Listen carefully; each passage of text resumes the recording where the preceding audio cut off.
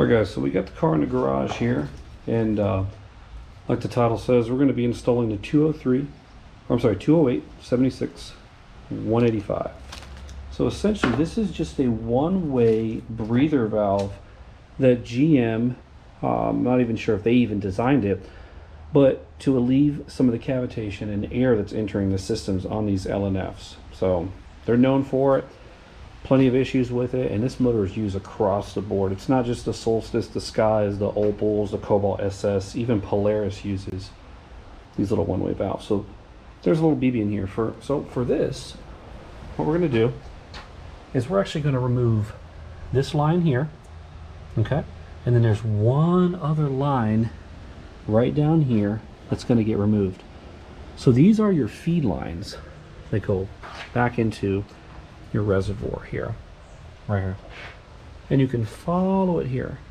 So again, let's get started. We'll get the right tools. We're going to end up replacing these with some actual clamps and remove these OEM ones here. I'm not a big fan of them, especially when you have to service them. But let's get started. All right, so now that you've got everything prepped here, and like I talked about, the top line with your feed line and then your other one, your radiator, you want to get this one off. So my clamp is already broken here, so essentially we're going to have to replace it with something a little better, which I do have.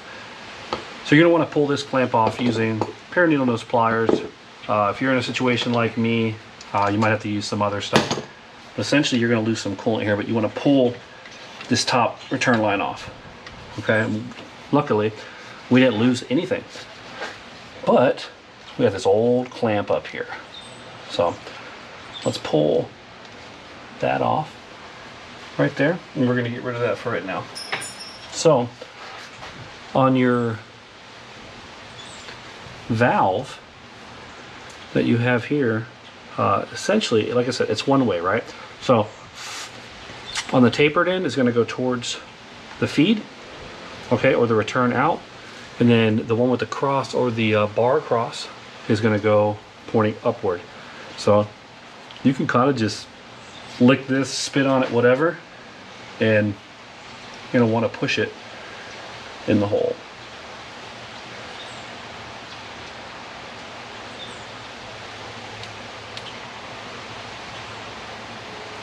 If it doesn't go in easily, you may have to use some other form of lubricant, which I'll probably end up having to use here.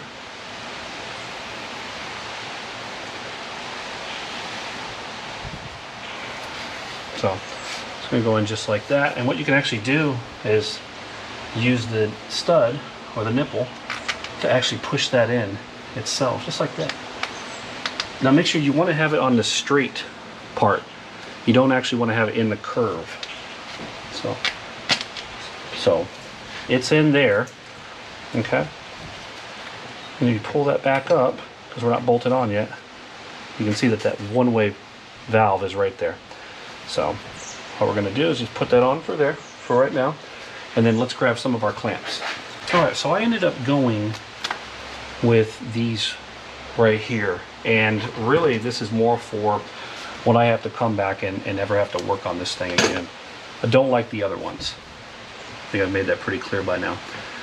So valves in, take this right here, and you want to put it in a direction where you can easily get to it again in the future. There's nothing worse than having these and you can't get to that. So put that on and push that down there. Okay. And now that it's on here, what you're going to go ahead and do is you're going to tighten that down right there. Pretty easy, pretty simple. I think they charge you a couple $100 to do this, and not very many people actually know that this process exists. So that one's done there. Now what we need to do is we need to get to the harder one down by the radiator. So that one will be fun. All right, so this one's a little more difficult to get to, and I'm using a specialized tool for this because I needed this when I changed the rear coolant hose that goes to the thermostat. So essentially what this is, this goes on just like that, and pull that hose. It's going to loosen it up, and we're going to pull it back just like that. All right, So that's going to hold that there for us. And here comes the fun part. It's probably old and dry rotted, so probably not going to be easy to get off. And holy crap, it came right off. Let's see if we lose coolant. Yep, we'll lose a little coolant there. All right, so we've got the radiator one off. Here's the other valve, tapered side down, and you're just going to want to push it right in the hole on this one, just like the other one. And it's going to be a super tight fit, just like that. Pretty simple. All right. So because we're not going to use this clamp, we're going to go ahead and take this thing off here. And then we got that off. So you got your check valve in there, and you may want to just give it just a little bit of a push. Be very gentle with this. You don't want to break this thing. And just get it in the hole, just like that.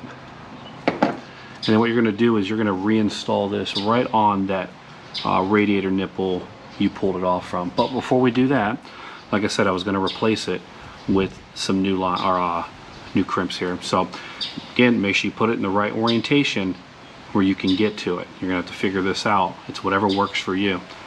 Okay, there's nothing worse than, again, like I said, it being underneath and you can't get to it. So pull that back a little bit, and then for this, we're just going to go right back to where we came from. You're going to push that right on to the radiator.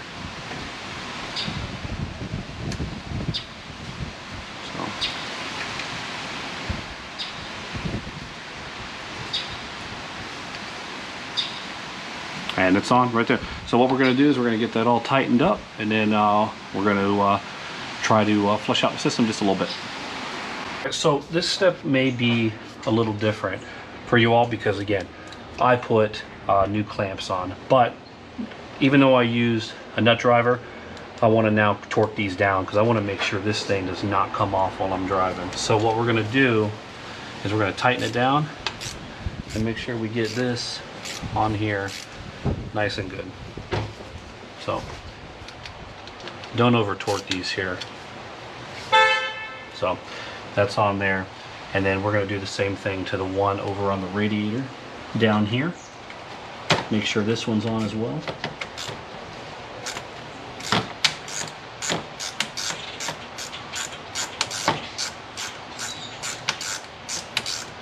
It looks like this one may have actually stripped out.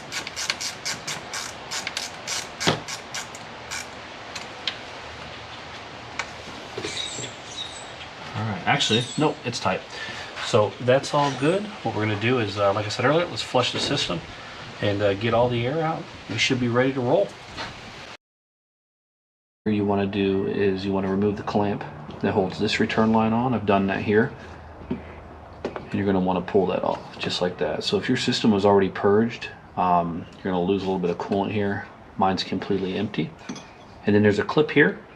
You're going to want to use a trim tool to pull that out. And then there's a screw back here. You're going to pop that up, and this whole system is going to come out. So we need to get this washed out, get it cleaned up, and we're going to remove this larger clamp here from the actual feed line using a specialized tool here. So let's get that right here on this clamp.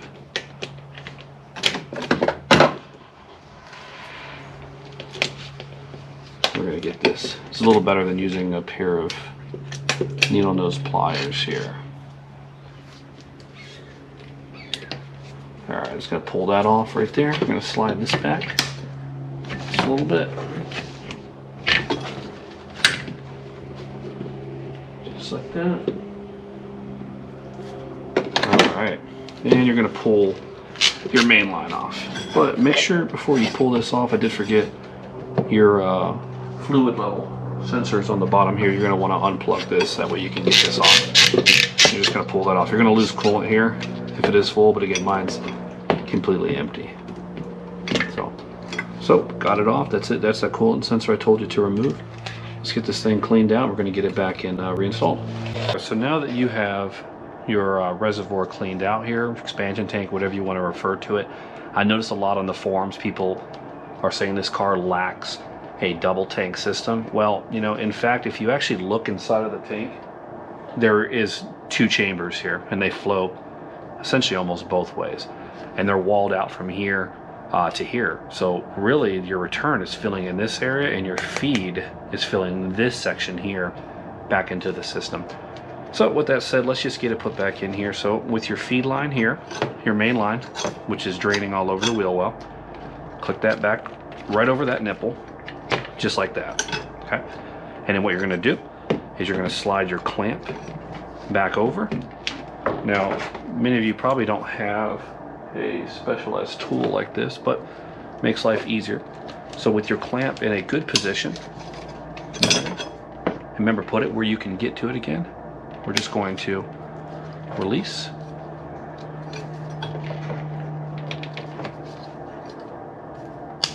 And be done. So that's on there. So that's holding that line there on, right on that one. So, and then what we're also going to do here is then we're going to pull this across, and we're going to put it right on that back nut there, and put it right on the mounting bracket here. So using that, it's almost like a trim pin, right? So take that and line these up here, and put that in right there. So it's pretty simple, but don't forget you have your sensor on the bottom. It's all the way on the bottom. So this is going to connect right to the bottom of the tank, and just plug that back in there. It's pretty difficult to see, but pretty easy process. All right, so that's in there. And then for back here, you've got the nut that you're going to have to tighten up, but we're not going to tighten up that yet. Take this feed line or this return line here, make sure you put it back in the holding and slip that right back onto there. So the next thing you're going to want to do here is take your pliers, or if you have your tool that I was using, you can use that, and you're going to want to crimp this back into place here. And sometimes it's pretty difficult. These do get old. I probably should replace it, but we're not going to for right now.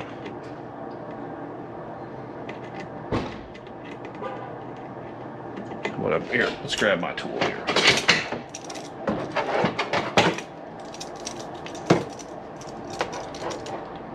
Put that on there. Pull that together and pull that back over that nipple there, just like that, and release. That's it. So that's on there. So what we need to do now is we need to fill it. So using your funnel, we're going to fill this system all the way up, and then we're going to completely purge it. And I'm going to show you the way that I do it.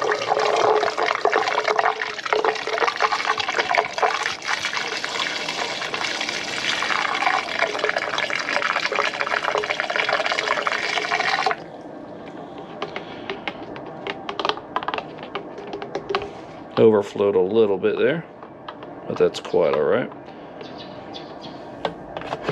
All right, so now that we have this system completely filled up, we actually need to pressurize. So I've kind of missed a step here, so we need to actually remove this, and we're going to put this into a feed jug. But before we do that, I've got a OEM cap here. This one originally came with an aftermarket one, absolutely a piece of junk. The designs are completely different. So go ahead and take your cap and put that on there for now.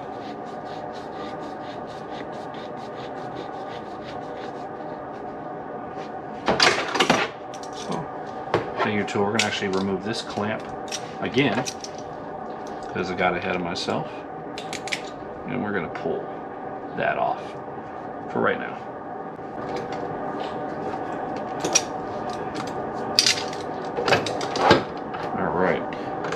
So take your coolant on what you're going to feed your excess into. You're going to take this line here. You're going to put it right into that jug. Just like that. So a lot of other YouTube videos tell you to crimp off all these lines There's no reason to. We've already installed check valves into the system, so the air is not going to go the opposite way, and there's no way for it to go the opposite way for the fact that we're feeding it through the tank into the back of the intake. I'm sorry, back into the thermostat back there where it routes through. So let's get the air compressor turned on. We're going to set it to about 15 psi, and we're going to push the system through, and I'm going to show you how I do it. So taking your air gun here. So we're about 17 psi. It's pretty close. We're going to put it right on here, and we're going to push through. And you're going to watch this coolant actually go down. And it's going to feed through here all the excess air.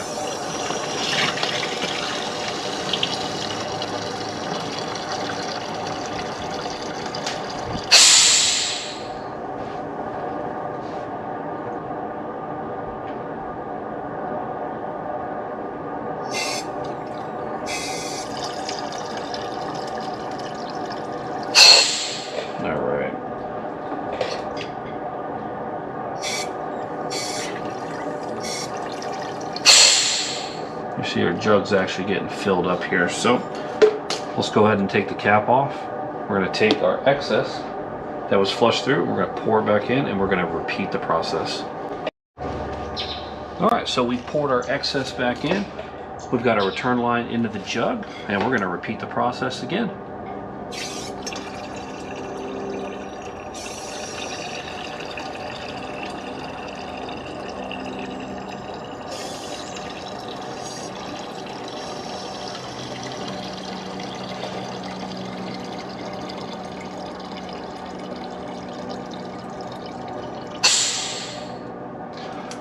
So don't leave this on here and plug that hole, because it's going to continue to create that vacuum effect and suck it through. So you're only going to pulse it, pull it off.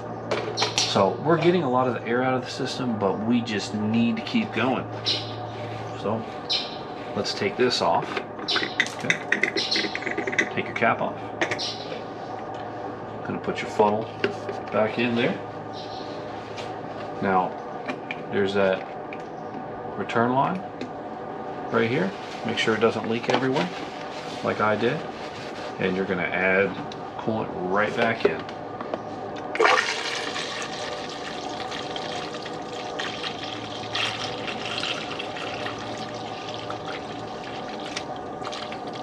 So this is a very, very, very tedious process, and you're going to do this maybe 5, 6, 7 times before you actually get it right. There's a lot of air in the system.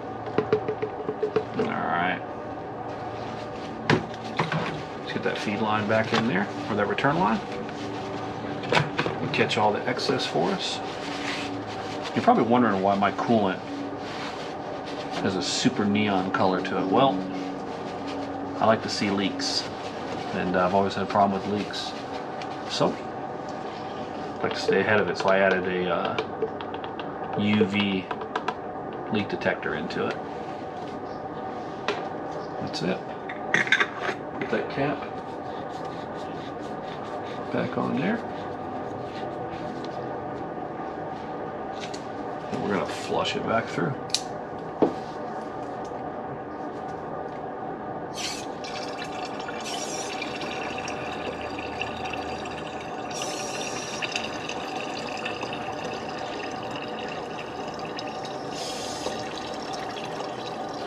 So what that compressed air is doing, it's pushing that fluid through. It's pushing it through the feed, filling all the crevices.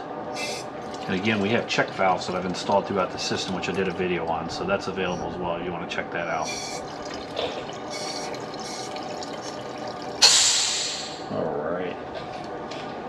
That's what we get to do now. Get to do it again. Fun stuff. Take that cap off. Put your funnel in. Okay. Take your napkin to clean up the mess that I hope you won't make like I did. Right. Hold that there, and you're going to fill this back up.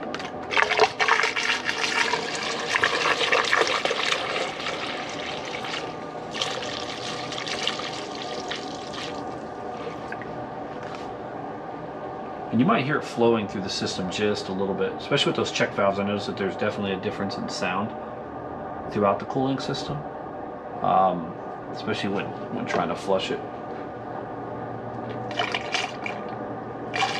All right. And let's repeat that process. Take that out.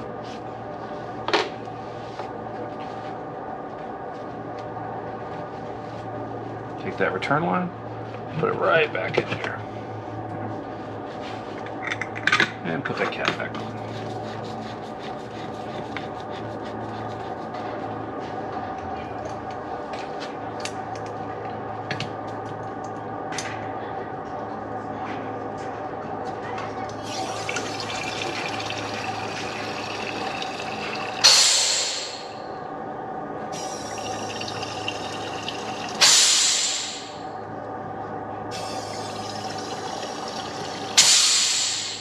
So we're getting straight liquid now out of the return, so that's pretty cool. It sounds like we're getting to where we need to be.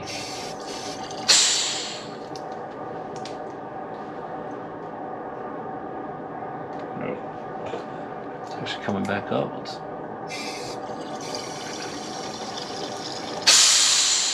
All right, getting close. All right, let's fill it one last time, and we're gonna hook everything back up. Take that cap off, and we're gonna repeat the process again. Take your funnel, right in there, and fill it up.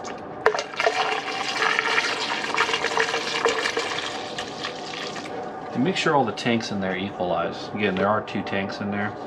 So let's see. There's a line you want to go up to, about halfway. But I'm going to add just a little extra, just in case we've missed anything. Right about there. All right.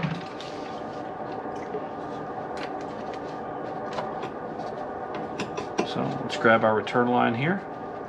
All right, we're going to push it right back onto there. Look at that. It's already pushing in. So we've got a little bit of a vacuum effect going on. So we're going to remove that there. Put your cap back on.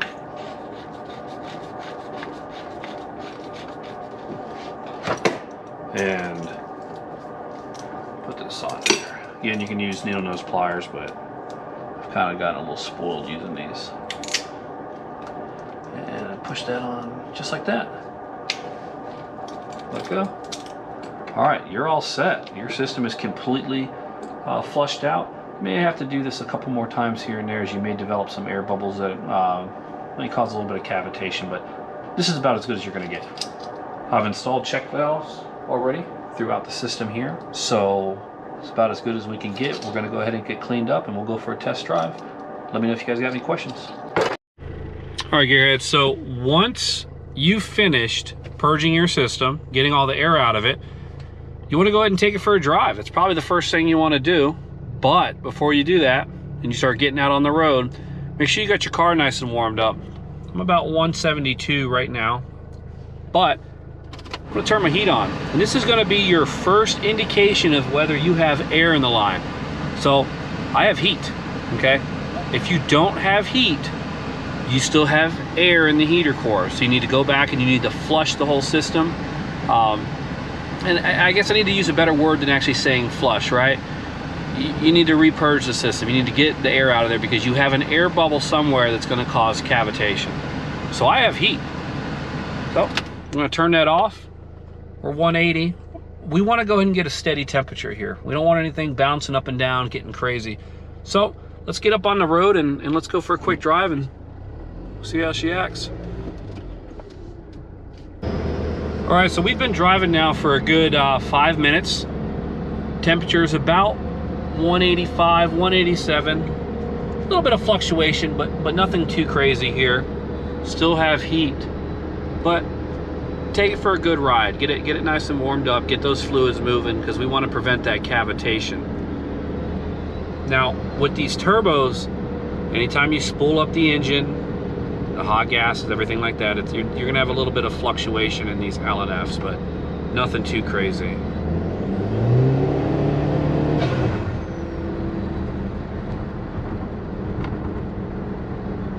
About 183.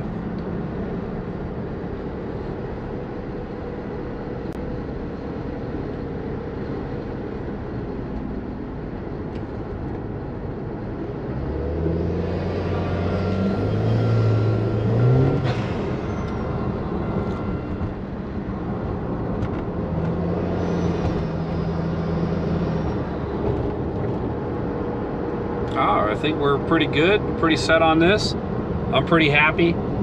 Purge valves are in. Prevents the air going backwards into the system. We're not getting any wild fluctuations. We've flushed most of the air out of the system, I hope. Still got hot air. Hopefully it works for you guys. Let me know if you have any questions.